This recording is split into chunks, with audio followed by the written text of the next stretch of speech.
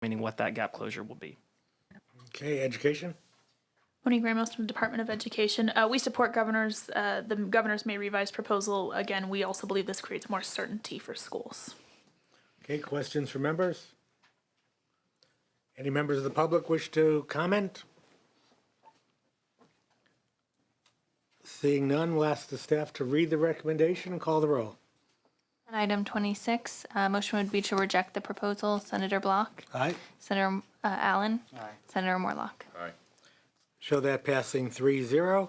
We move to item 27, routine restricted maintenance.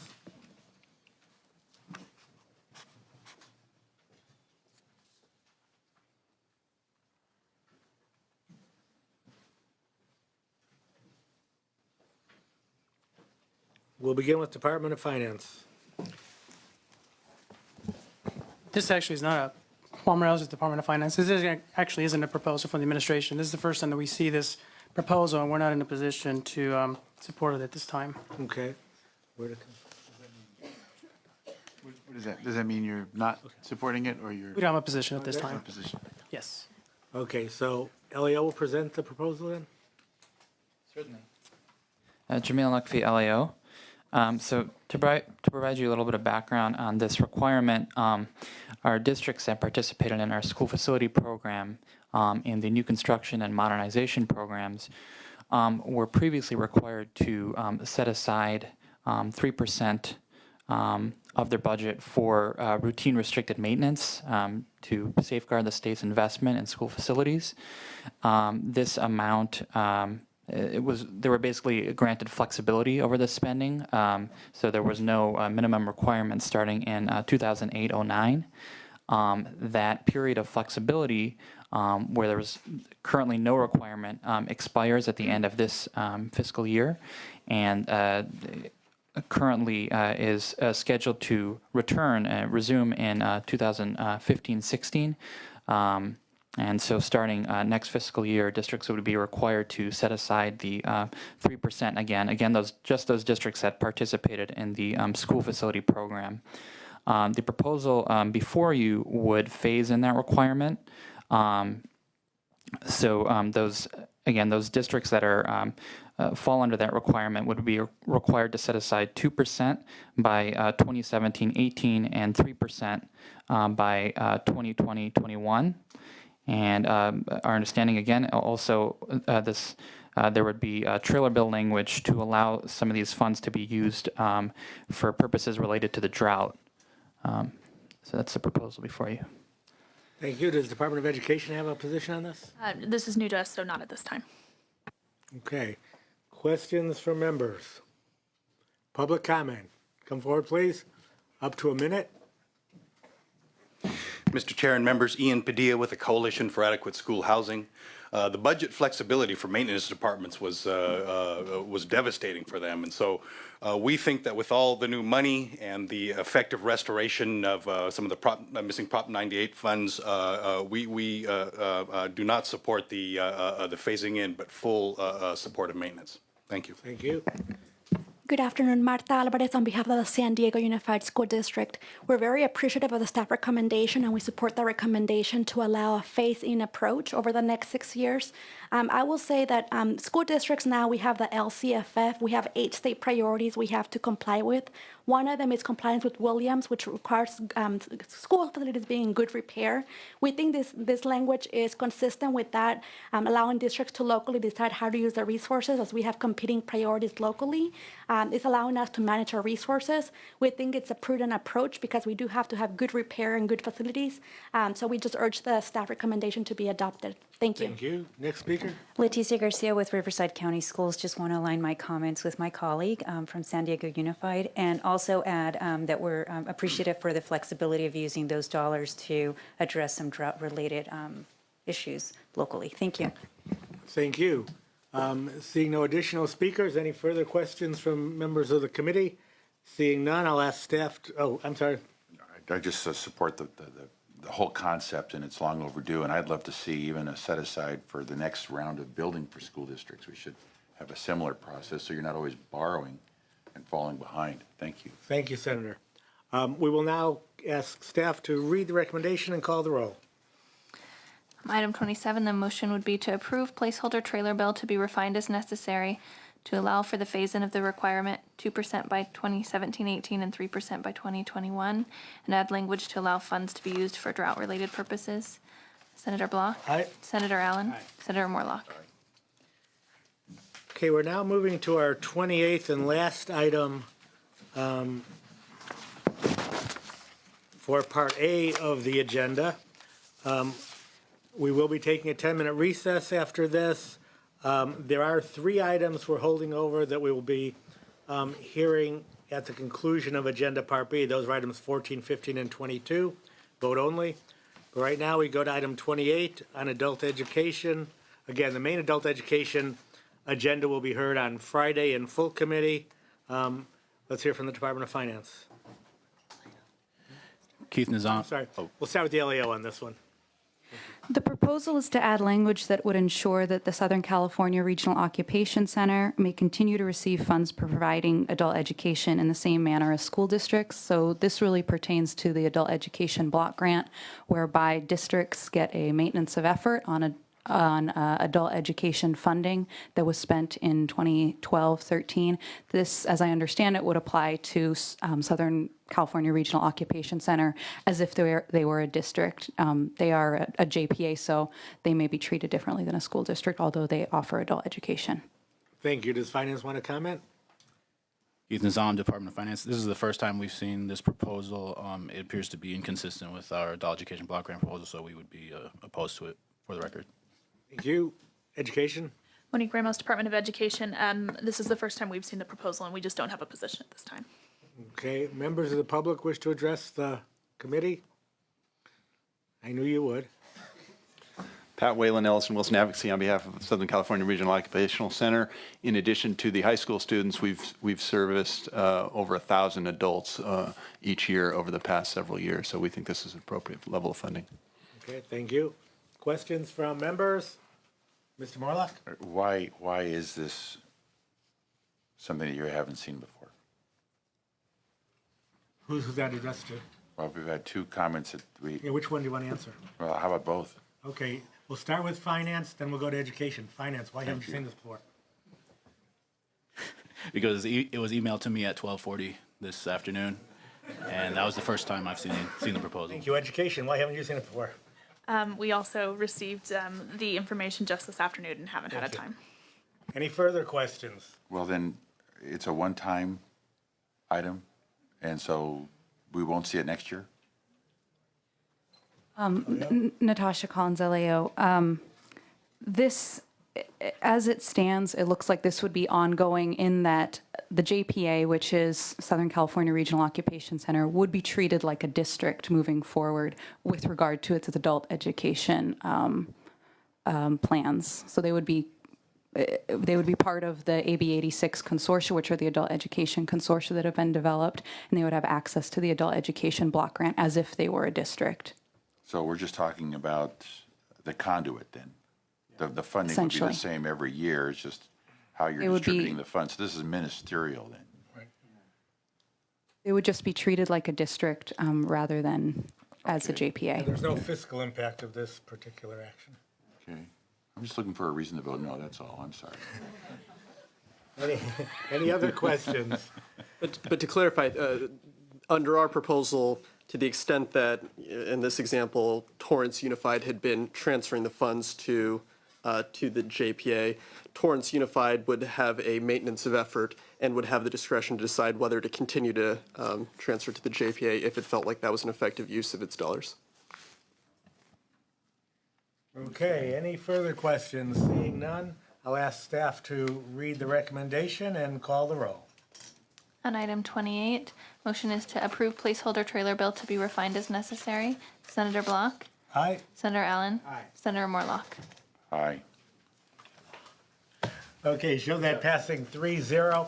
That concludes all the But we three- should make a comment, Mr. Chair, that staff should get a little more notification than less than an hour before the committee meeting. Noted. All but 3 items are now completed on Part A. We will move to Part B after a 10-minute recess. We'll be back here at 3:40.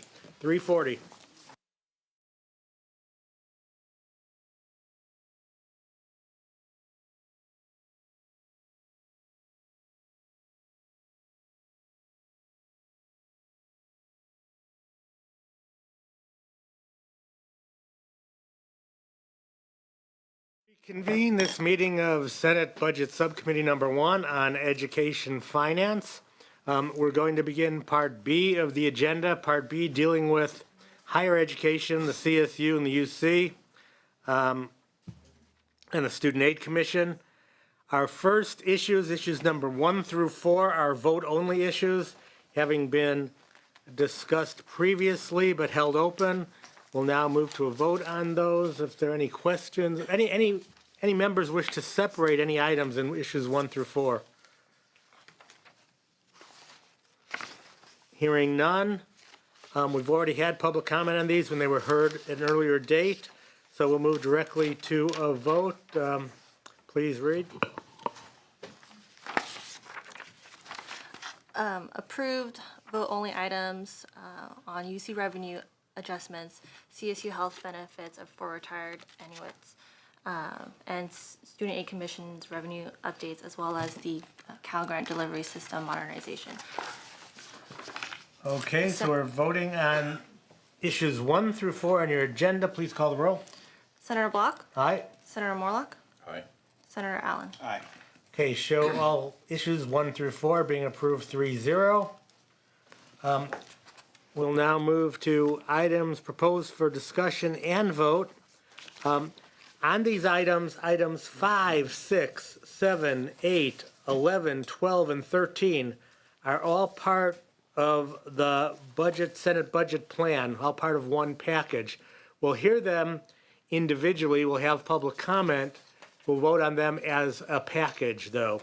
But now we'll take up first issues number 9 and 10. So we'll do 9 and 10 first, then we'll do the remainder of items 5 through 13, and we'll finish with the last 3 items.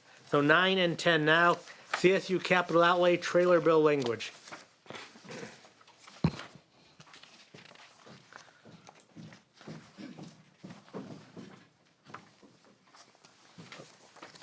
So who do we have up here?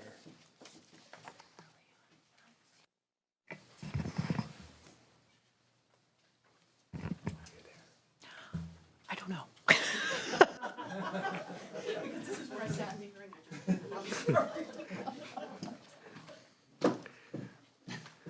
Yeah, that's fine.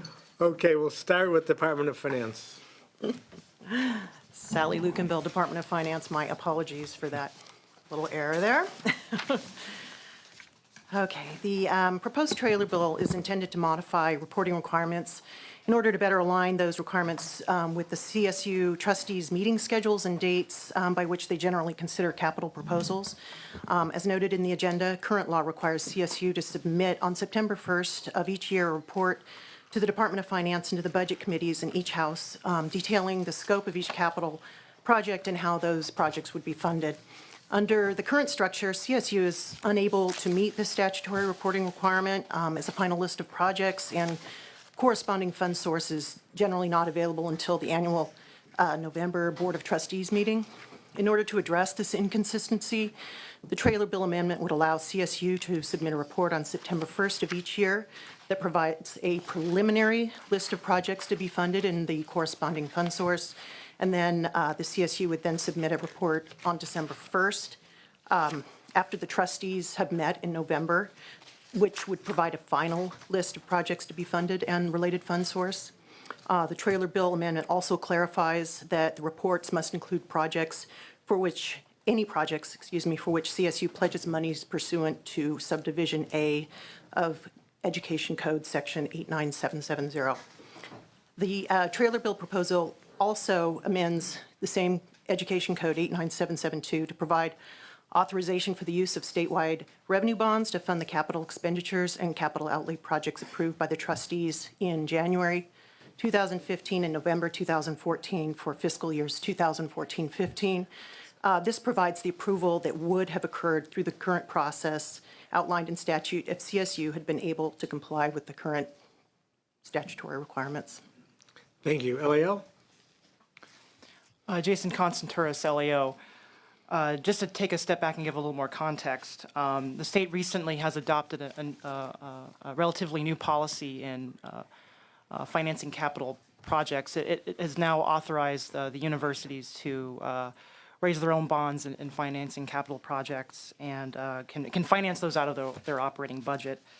And to continue to allow some state oversight, the Department of Finance must approve those projects with some time for the legislature to give its own input. This was kind of the first year this new policy was put into place. The trustees took some time in reviewing this policy for themselves. Because of that, some of the deadlines were not met. Part of this proposal is to allow them to go ahead with their projects that they've approved for this year and the budget year. We were given these projects, we were given several lists throughout the period. They kept in communication with us. We've looked at the projects. And reviewing these projects, the approach we took was to see if they were prioritizing projects that mitigate risks either for life safety or risks associated with a campus or partial campus shutdown. Using that criteria, we think the projects generally meet that standard. As an exception, we think that there's a project for Monterey Bay that would demolish some abandoned buildings. Because the buildings are abandoned, they don't seem to be associated with life safety issues as much. But with the exception of that, we think the projects do prioritize risks associated with life safety issues or campus shutdowns. So we'd recommend that you approve these projects. Thank you, Mr. Constanturis. Mr. Storm, CSU. Ryan Storm with CSU. I think both of my colleagues here have described it well. We are appreciative of the Department of Finance for working with us on this language. This provides a little bit more transparency in terms of the projects, in terms of assuring you in statute. We've been more than willing to provide all the information you need for all of our projects, and we're supportive of the language. Thank you. Any questions from members? Seeing none, any comment from members of the public? Seeing none, I'll ask staff to read the recommendation and call the roll.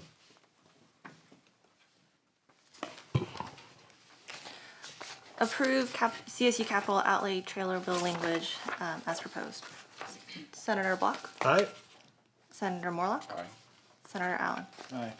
Show issue 9 passing 3-0. Moving now to issue number 10, CSU capital outlay reapportionment of funds.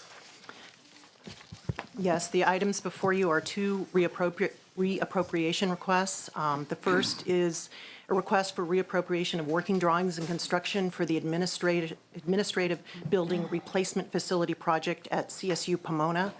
The project was originally appropriated in 2013-14, reappropriated in 2014-15. Total project costs on it are approximately $76 million. The reappropriation request is necessary due to design delays that were caused by the need to relocate the facility to a different site on the campus. Geotechnical investigations located traces of the San Jose fault running through the original site location, and so they found another site, and then design documents had to be updated correspondingly. The second reappropriation is reappropriation of working drawings and construction for the administration building seismic upgrade project at CSU Los Angeles. This was appropriated in 2012-13. Total project costs are approximately $5.8 million.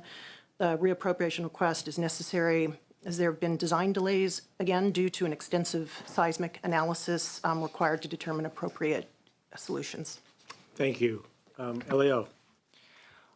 This is a reappropriation for projects that were already approved by the legislature. We don't take issue with this item. Thank you. CSU. Supportive.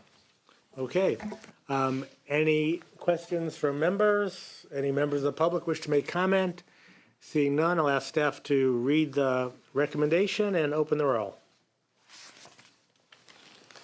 Approve reappropriation of $5.6 million for CSU LA as proposed, and approve reappropriation of $75 million for CSU Pomona as proposed. Senator Block? Aye. Senator Allen? Aye. Senator Morlock? Aye. Let's show that passing 3-0. We will now move up to item 5 and go through items 5 through 13 with the exception of 9 and 10, which we just approved. Beginning with number 5, Innovation Awards trailer bill language. We'll begin with the Department of Finance. Thank you, Mr. Chair. Christian Osmendi with the Department of Finance. We've had a relatively robust discussion previously about the Innovation Awards and our approach here, so I won't belabor the point. I did want to clarify that we think this is an important part of our focus on how we make progress towards the state's goals for higher education, and the trailer bill language that we're proposing does that. Broadly, our approach specifies expectations for higher education, and the Senate and the state has done that through Senate Bill 195, enacted 2 years ago, which said the state's goals are to improve access and success, better align degrees and credentials with the state's needs, and ensure effective and efficient use of state resources. So what the administration and the state have done in recent years has been to provide flexibility to manage operations, and through the awards for innovation in higher education, recognize those institutions that orient their operations towards the state's expectation. So the governor's budget proposes $25 million general fund for the program. And I just wanted to respond to one comment made in the staff agenda that one reason you may not want to support this is because we don't know particular reasons for some of the challenges that higher education institutions face. And I think that's actually one of the reasons we think this approach is important, that it's difficult for us at the state level, and we've tried for many years to figure out the particular challenges and then to align state level responses directly to those challenges. And what this approach does is to provide flexibility for institutions to design their own, to understand their own local needs better and to design solutions that make sense in the local context. So with that, I'd be happy to answer any questions. Thank you. LAO. Jason Constantouris, LAO. We concur with finance that to designate Prop 98 funds for awards given to community colleges, but we continue to recommend that you reject this proposal. We continue to question the efficacy of the program. The program tends to reward campuses for actions they've already taken, and currently there isn't a lot of indication that these programs are being replicated at other campuses. So we continue to repeat our recommendation for you to reject the proposal. Thank you. CSU. You know, we think the goals of the program are laudable, but when it comes down to making choices, I think the committee here is recommending a choice that aligns with the Board of Trustees support budget request, which is investing in our facilities. Because of that, I think when it comes to tide goes to the runner, and we'll end up being the runner going towards deferred maintenance. That's our recommendation that you go that way. Thank you. Okay, thank you. You've got the season for it. Okay, what's basically going to be happening here is that there is a proposal that you all have information on that will be the overall budget package. So we won't be voting on any of these items individually. But now is the time to ask questions about them if you have any questions. Mr. Morlock. Excuse me, this program started with the 2014 Budget Act, so we don't have any real data yet, do we? We have we've made awards to the recipients of funds in 2014-15. They are describing, so what the state recognized in this program is what have you done already, or what have you initiated, and what have you implemented to make progress towards the state's goals. So it's been our approach was different than a grant program. In a traditional grant program, you would seek out plans and you would fund specific plans, for example, to improve graduation rates at your campus. What we said instead was, show us what you have done and what impact that has had on particular challenges in higher education. And I think we think that's more effective because many of these things campuses should be using their base dollars for, and what we're trying to encourage is better use of the existing resources towards the outcomes that I think we all agree are important for higher education. So we have graduation rate data for all of the campuses. We have measures that relate to graduation rates, whether it's retention, whether it's better persistence in courses that are traditionally roadblocks to timely graduation. So what campuses have shown us is this is why we think this is successful and why we think it'll make progress towards the state's goals. So you looked at trends and said, boy, you were at 50%, but after you implemented a program, you went up to 55%? That's what you awarded, or? That type of thing, and not that, or it might not have been that specifically, but you might have shown a retention in, or the number of students who were placed in remediation decreased based on a policy change that you made designed to reduce the number, reduced remediation needs. And Senator Morlock, just to follow up on that, going forward, there are two outcomes we might be interested in looking at in the future. One is whether or not the programs are continuing to improve the outcomes that they're designed to, and B, whether or not the innovations that they are reporting doing are being replicated at other campuses. Obviously, it's at this point, we don't know if that's happening yet. I think in a couple of years, they're expected to report back on that. Well, would one program be to do exit interviews? I'm not sure I follow the question. Well, if you've got a student that hasn't finished within 6 years, would you like to call them up and ask them what's going on and kind of track responses and see where the categories That would lie? probably be a question for CSU, but not really a question relating to this particular budget item. You're probably right, but you told me we were supposed to be here till 9 o'clock tonight. I'm just trying to help you out. You're doing a fine job of it. Okay, so we will actually be taking votes on these items. We're going to wait until we get all of them completed. Then we'll be voting on each item to conform to the UCCSU budget package. Mr. Chair, just maybe just to wrap up, because I'm just trying to get my hands around this. What's the efficacy? Is it worthwhile, or are we just, help me out. Sure. I think one of the arguments we've made in the past is that in a program like this, for example, in this cycle, in 14-15, when we ran this program, you had 58 different applicants who were describing changes that all of them had made to improve graduation rates, to reduce the time it takes students to complete degrees, and to ease transfer across institutions. We gave awards to 14 of those. So you spent money to recognize 14 individual applicants, but you still had all of the 58 who were doing things towards the state's goals for higher education. So I think that's why we think it uses money more efficiently than trying to provide a grant to an institution to fund a particular project when they ought to be using their base dollars to accomplish these same outcomes. Okay, so, when it comes to a business, you have a front door and you have a back door. If you have a practice, you want to get people in, then you want to retain them. You want to always protect the back door. So I'd maybe sometime be curious to see some of these applications and the responses. We'd be happy to work with you. If there are no further questions, are there any public comments on the Innovation Award trailer bill language? Seeing none, we will now move to issue number 6, the legislative augmentations. Item number 6, and we'll begin with the Department of Finance. Department of Finance, Matt Seha. The legislative proposals in this item are not in line with the governor's proposals and creating increases to overall costs. So we can't support these proposals. Thank you. Thank you. LAO? Paul Golozewski with the Legislative Analyst's Office. At your March 13th hearing, you discussed various CSAC financial aid programs at that time.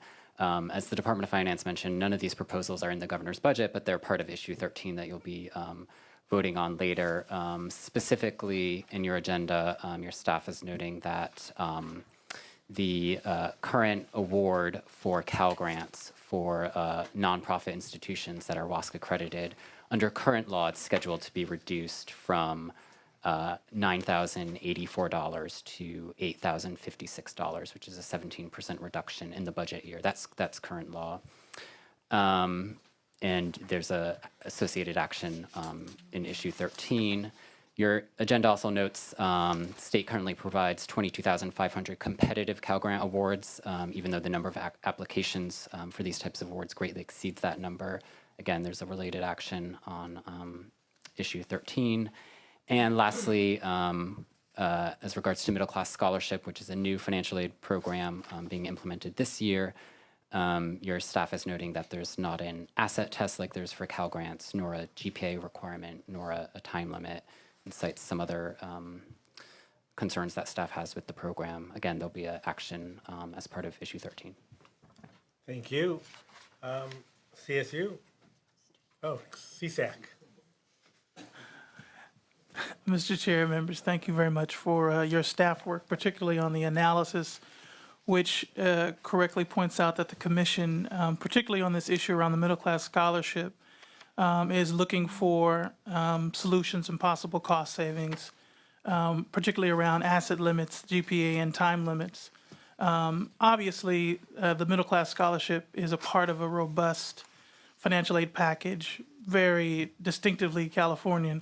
And of course, obviously, the commission has a sense of wanting to preserve it, but does understand that there are cost savings and efficiencies that can be had. We've been working, obviously, with your staff, with the pro tem staff, with LAO, and with Senate Ed to work out those details. And we, of course, continue to do that in hopes to find a good resolution.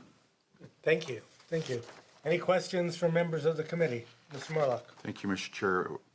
You said that the decrease of 11% in Cal Grants to private nonprofit colleges and universities is being reduced by law? Existing law sets the award amount at a lower amount, so I think we would, this would be an increase above the amount that students at those institutions would receive under current law. And that was the governor's proposal last year? Correct. Last year, there was a proposal to reduce this number down as it is currently, and then it was restored, I believe, through conference. Okay, and what this would do then is the continuation of the 11% cut would be rejected because some folks feel that the private nonprofits, their students deserve the Cal Grant funding so that they can continue to serve as an option to the public institutions. Right. So it's just the private colleges and universities where the Cal Grant is declining or reduced? The private nonprofit colleges, universities. But for CSU and UC, it stays level or goes up? Right. It remains the same. It's not part of the reduction. So what is the logic for deferring from a no better, no worse? As part of, I believe, the 12-13 Budget Act, it was part of a deal that the private nonprofit award would be reduced, and per law, it was supposed to be reduced in 13-14, and that was maintained through the Budget Act. And again, in the governor's budget, it was proposed, again, to coincide with the 12-13 Budget Act to be reduced again, and it remains in the governor's proposal. But what was the logic? Why were we reducing?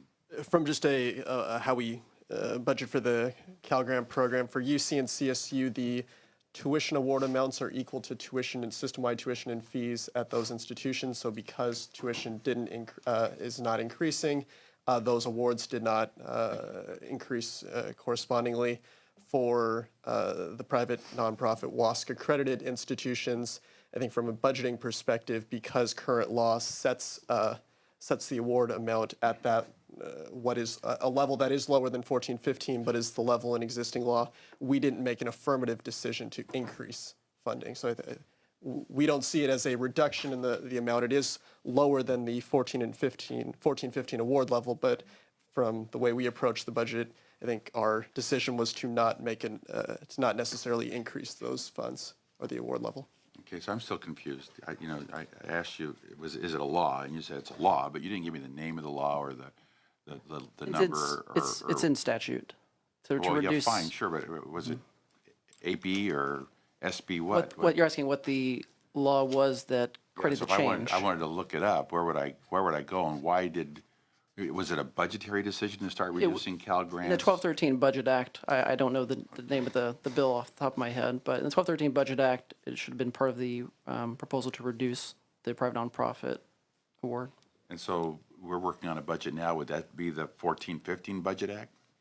That's current. 14-15 is the current year. Or would we call it the Budget Act as well? So 2014 Budget Act, yes. Okay, so then in this Budget Act, we could change the trend and keep it flat or move it up, or I'm just Presumably, wondering why yeah. we're penalizing a certain We're, group. we're maintaining the agreement that was in the 12-13 Budget Act to reduce it gradually over the course of 2 budget years. And this decision not to, or actually, I'm sorry, the decision to reduce the award amount or to not, as I think Christian pointed out, to increase it is just to maintain the decision that was made in 12-13. So we're just conforming to that. And in fact, staff's recommendation that we will get to when we get to 13 as part of the whole package will be to reject the 11% reduction.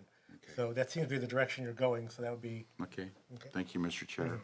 Thank you for letting me be a little pushy at this hour. That's all right.